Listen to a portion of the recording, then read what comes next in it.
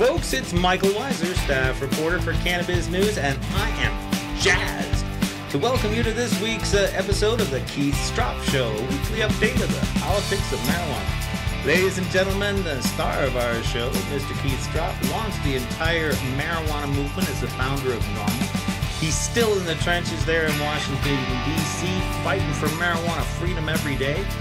And if you're keeping track at home, you know it's been a busy weekend, buds. So, Keith, how's it going there in D.C.? Well, there's been an enormous amount of activity in the last week or 10 days. NCIA, the National Cannabis Industry Association, the major lobby arm of the new industry, had their lobby days last week.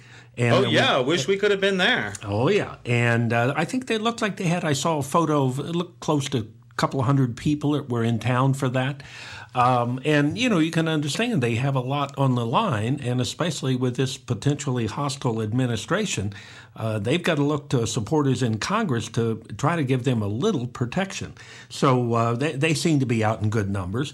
There are a half a dozen good bills that have been introduced, which would fix the 280E business deduction problem and would allow them to have, have bank accounts and credit cards and things like that. But frankly, none of those bills, nor any, we have altogether about 12 or 13 marijuana law reform bills, including some that would totally legalize marijuana, but none of them are going to get a hearing in this Congress. It's just a hostile Congress. It's controlled by conservative Republicans.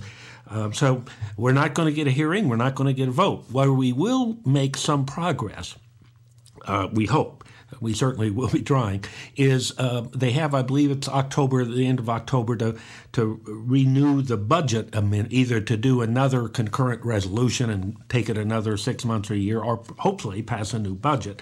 And when they do the budget, we are sometimes able to get some helpful provisions in, as you recall.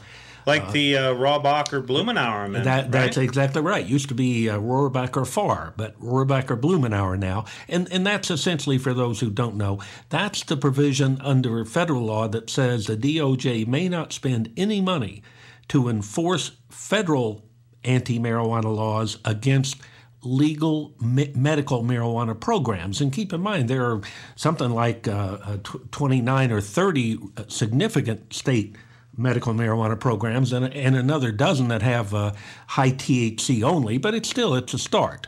So if we can keep the feds at least out of that section, that protects a lot of people and protects a major industry. The problem, of course, is there's nothing in that resolution that protects the full legalization states. There is a pending bill that would do that, but again, it's not gonna get a hearing or a vote in this Congress. There also is an effort underway that when they do their new budget to try to expand that prohibition so they can't use federal money to enforce federal laws in any state where they've legalized marijuana, including the 8 that have legalized marijuana for recreational use. So we've got a chance that we may win that minor point this year. But other than that, I think we have to look at the state level for our progress. It's not going to be federally for a while.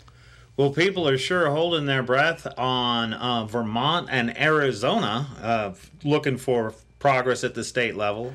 Yeah, I think Vermont especially is significant because assuming the governor either signs that bill or allows it to become law without his signature, and he does have that option in Vermont, that will be the first state to fully legalize marijuana by way of the state-elected legislature, not by voter initiative. In other words, people are ahead of their elected representatives on this issue, as they often are with social issues, gay rights and other things. With gay rights and gay marriage, they made most of their headway, interestingly, through the courts. And I'm delighted. It's been major, and it's been almost a complete victory. Unfortunately, the courts have not been so open to challenges regarding marijuana prohibition. I mean, there have been hundreds of constitutional challenges filed over the years, and some of them were very well done. But the courts have not been willing to require the federal government to prove anything other than a rational connection, rational basis, they call it. And all that means is that there was some reason that they passed that law, even if it doesn't really make any sense. There is a higher standard that they apply to fundamental rights, but marijuana smoking or marijuana possession has never been defined by the courts as a fundamental right. So unfortunately, I think we're going to have to continue to win this issue, and we're winning it, but we'll have to win it the old-fashioned way. We're going to have to win it either by voter initiatives in those states that offer it, about half of them, or by state legislatures in the balance of the states. So that's why it's terribly important that we win our first full legalization victory by way of a state legislature, and with some luck, Vermont will fill that category. They will be the first on Wednesday.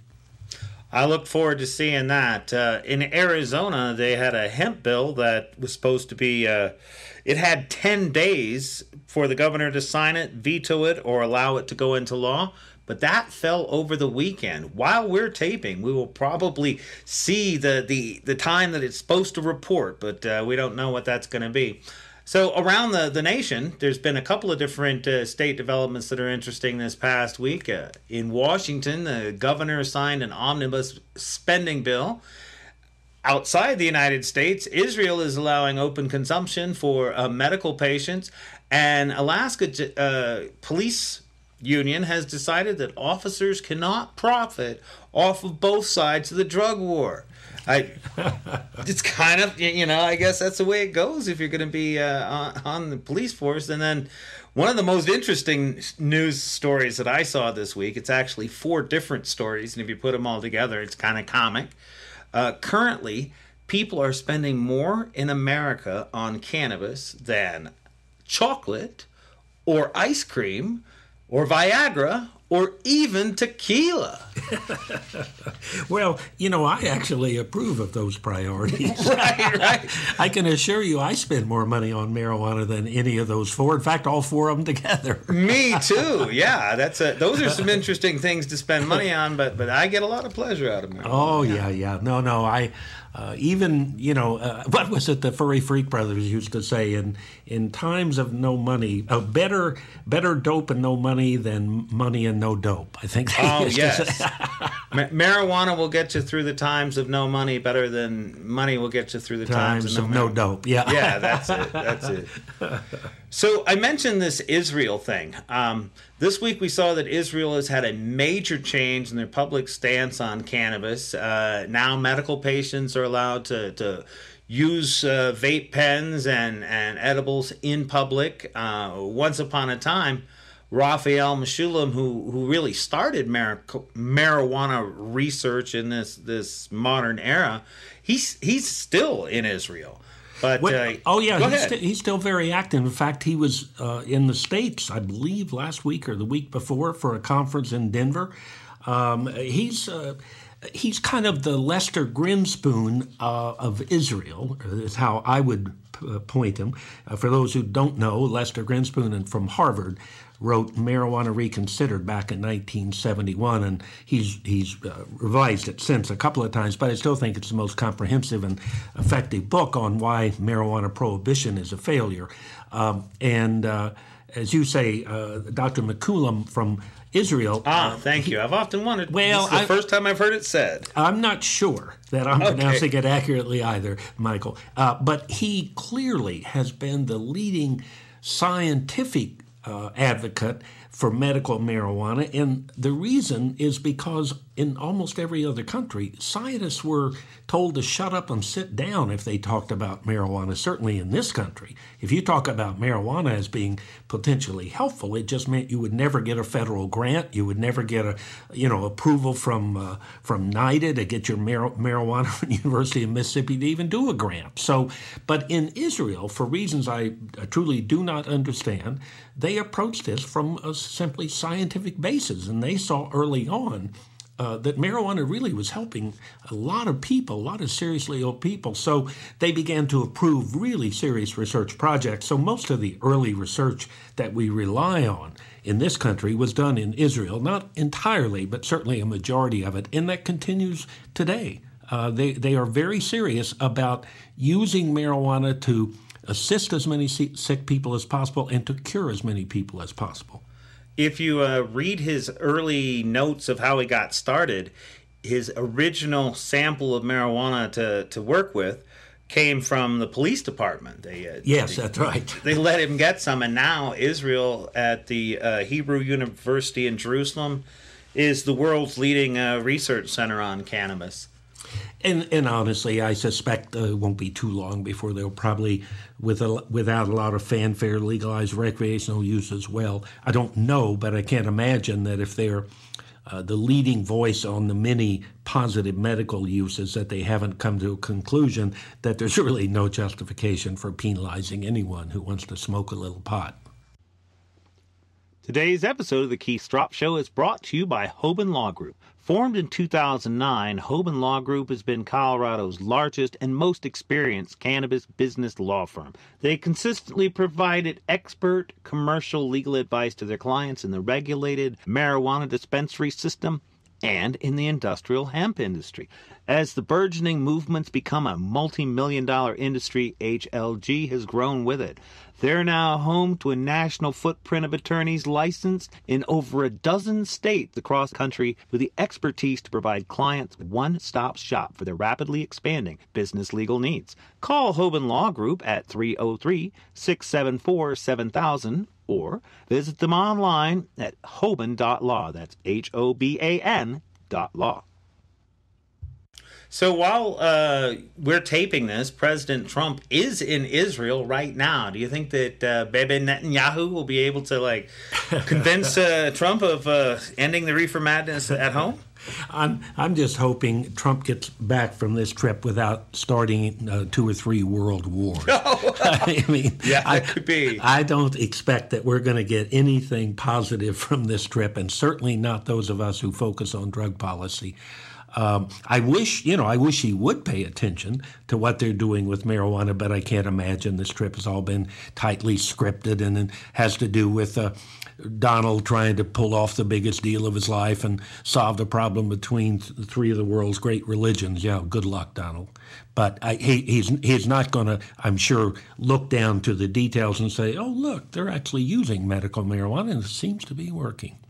So speaking of things that reach up to the federal level, to Washington, D.C., here recently we saw that the American Legion is trying to pressure the VA to reconsider their stance on cannabis. Are you following that? The VA? Yeah, the VA's had a struggle with this, for years now. And, of course, the reason that they're feeling the heat is because there are hundreds of thousands of veterans who suffer from all kinds of ailments, including, PTSD and things like emotional injuries as well as physical, who have really discovered that the only thing that seems to provide them relief is marijuana, yet the VA, for a long time, if you tested positive for marijuana, they refused to treat you for your other conditions. Now, fortunately, in the last couple of years, they have come around on that. And in fact, they now allow VA docs to continue to treat you, even though they know you're using medical marijuana because some other doctor made the recommendation. I don't believe they have yet, although there are proposals, but I don't believe they have yet allowed VA docs themselves to make that recommendation, but I sort of understand that. As long as it's illegal under federal law, that puts them in a bit of a bind.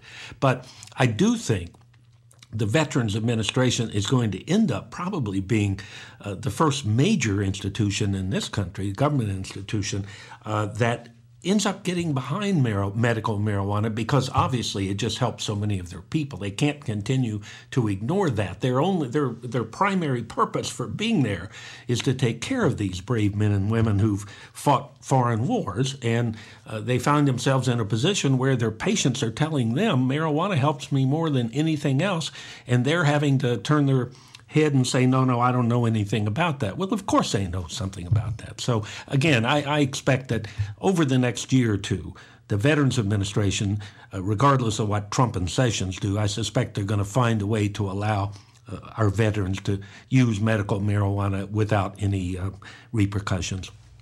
Well, this is particularly ironic in North America. We saw last week that the Canadian Veterans Association is reaffirming their commitment to cannabis for PTSD. In fact, veterans can get reimbursed for up to 3 grams a day through their veterans program.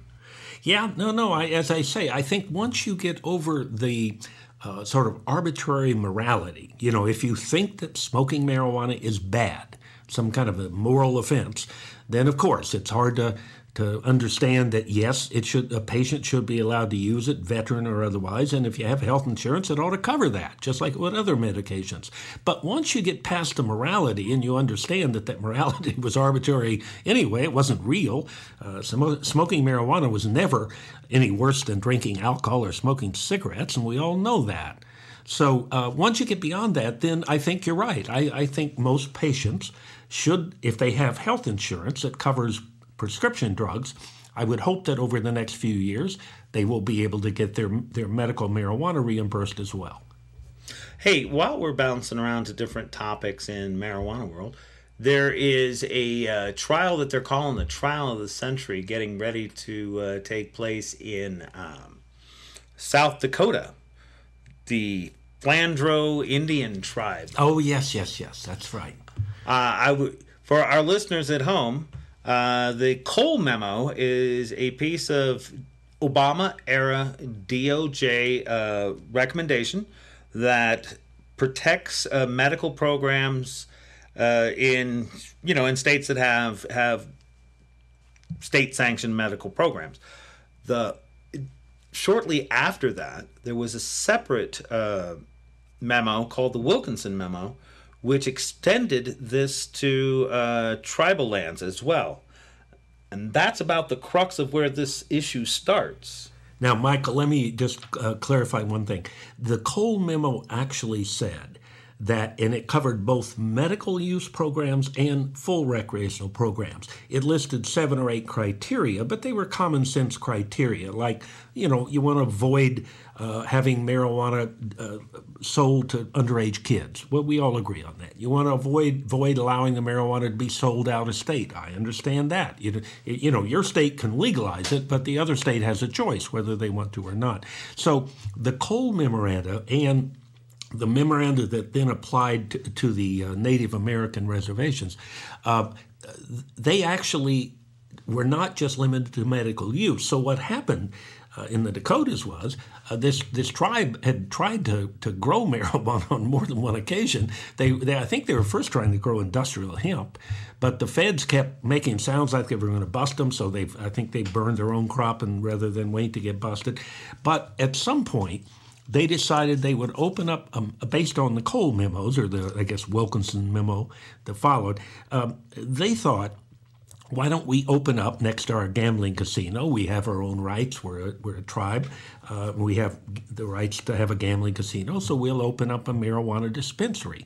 And so they hired a consultant who was not a member of the tribe, but who came on the tribal land and helped them establish a system where they intended to open up a dispensary. Well, before that could happen, the feds let it be known that they were not the U.S. attorney there, and they were not going to allow that to happen. But for some reason, they didn't bring any charges against the Native Americans, I assume because they don't want to be in the position of bringing criminal charges against a tribe that's supposed to be sovereign. But yet they're bringing felony charges against this consultant who was hired by the tribe to do what both he and they felt under the Cole and Wilkinson memos were legal. And by the way, if they would have consulted me, I would have told them there's always some risk that memo might be reversed, and certainly under Sessions there's a big risk. But this was before Sessions. But otherwise, no. I think the tribe was right. I think they had a right to open a dispensary if they wanted to.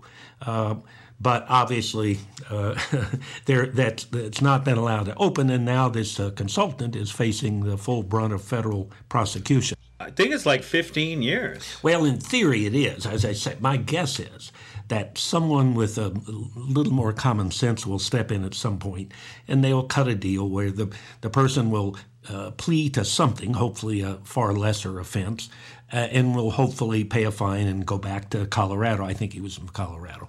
At any event, it was a business opportunity. He was pursuing it the same way all kinds of marijuana state legal marijuana businesses do. When a new state legalizes marijuana, you have 8 or 10 or 15 companies who are working in these other states that go in and apply for licenses, sometimes 30 or 40 of them. So this fellow wasn't unique. He was doing the same thing. He just happened to be the guy that was called by the Indian tribe. Ah. And in contrast, there was a Indian tribe that turned their casino in San Diego County into a successful in-state project, and San Diego County Police Department or Sheriff's Department says it's not their jurisdiction. It was revealed that they've been providing marijuana into California's medical system for about a year now. I actually was not familiar with that one, Michael. Obviously, the local prosecutor, whether it's a state prosecutor or the U.S. attorney, makes all the difference in the world. If the prosecutor is a progressive individual, they're going to pick and choose like Eric Holder did when he was Attorney General. They're going to focus on serious and violent crime. They're not going to give marijuana possession or even nonviolent marijuana sales. They're not going to get a very high priority, nor should they. But if you've got a prosecutor, like the guy that I think they were in the process of hiring for the drug czar's office, a former cop from Washington, I believe, but apparently just really reefer madness maniac that still believes that marijuana leads to heroin, and et cetera, et cetera. If you have a prosecutor that has that kind of a biased view, well, you can't be too surprised that you're going to have a number of defendants prosecuted in that jurisdiction that right next door might be operating perfectly fine. So, there is one thing. Anytime you're in an industry where it's legal on the state level but illegal on the federal level, it's a fairly high-risk industry. And I think everyone in the industry knows that when they get into it. The other thing is, of course, because you don't have full business deductions, you end up paying an extraordinary high rate of income tax. So again, it's a high-risk business. It's not like everyone who jumps into the green rush ends up getting rich. Far from that. Right. They have a phrase, pioneers get slaughtered while settlers thrive. Yeah, I think that may be right. It may be the second generation who end up doing the best. Now, it's still exciting. I mean, whenever I'm in Colorado or Washington or Oregon, it's the new businesses that are being opened, the new warehouses that are being renovated, the new jobs that are being filled by people to play the different roles in the industry. It's a terribly exciting time, but I think all of us have to recognize that there will be a fallout period. Not all of those businesses are going to be successful. They're not all successful in any industry, so there's no reason to think they would be with marijuana. But at the same time, there will be people who get enormously wealthy in the marijuana industry. In fact, there already are some people who are enormously wealthy. But there will be lots more. There are lots more millionaires to be made in legal marijuana on the state level, no doubt about that. And I'm not talking big marijuana. I'm talking about the sort of like the craft beer industry. Somebody who's a good grower and has a professional setup to grow and distribute. Let me tell you, he's going to do all right. If he's producing a high quality product, he'll do fine. Well, I wish we had more time for more questions, but it looks like we're getting near the end of today's show. I want to remind our listeners that we really encourage you to go ahead and contact us with questions or suggestions, or if you're interested in requesting that we interview anybody special. In upcoming weeks, we have Bob Hoban from Hoban Law Firm, who's one of the great Colorado marijuana lawyers. He's scheduled to be coming on the show. We're in negotiations with Jody Emery from Mark and Jody Emery out of Canada. So we hope that you guys will help us bring more people to the show. So this is just a reminder for our listeners out there who wish that somebody would do something in your own hometown, who is thinking that this is a noble, exciting, worthwhile goal. Well, you are right. You're right on both counts, and we're glad that you realize that this is the moment that you've been waiting for. So if you want to join the fight, go ahead and check out the NORML website. That's NORML.org. That's all the time we have for this week. I'm going to thank our host, Keith Stroup, for joining us. from National NORML headquarters. Once again, this is the Keith Stroup Show. I'm Mikel Weisser, and you've been listening to Cannabiz News.